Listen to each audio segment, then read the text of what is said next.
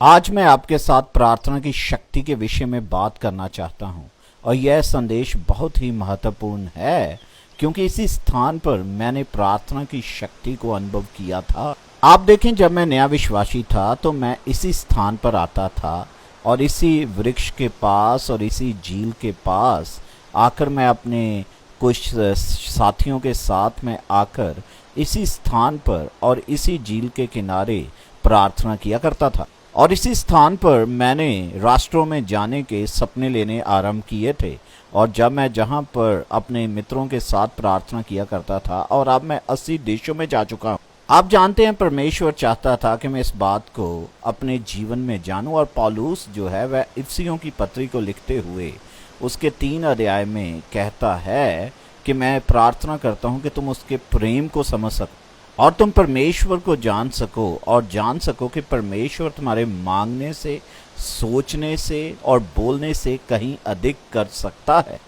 आप देखें, हम परमेश्वर से महान बातें मांग सकते हैं, परंतु परमेश्वर हमारी समझ से और हमारी सोच से कहीं अधिक हमें देने की क्षमता रखता है।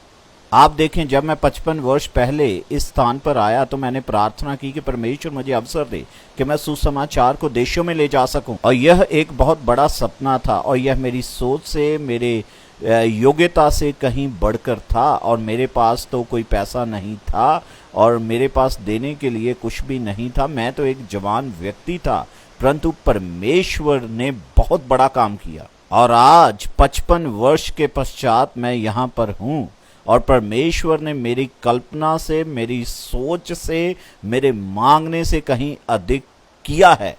आप देखें, मैं एक क्रांति के बीच में रोमानिया के राष्ट्र में गया हूं और वहां पर मैंने एक ऐतिहासिक स्टेडियम में प्रचार किया है। और मैं कम्युनिज्म के दिनों में रशिया में, यूक्रेन में और ऐसे कई राष्ट्रों में जा चुका हूं और वहां सुसमाचार का प्रचार कर चुका हूं। और परमेश्वर ने उन दिनों में बहुत बड़े बड़े काम किए थे। और एक युद्ध के दौरान मैं बुरुंडी, अफ्रीका में गया हूं और जहां पर 2 अलग अलग जो गुट थे जिनका आपस में युद्ध हो रहा था, वह मेरे प्रचार के दौरान सामने आकर प्रार्थना करने लग गए थे।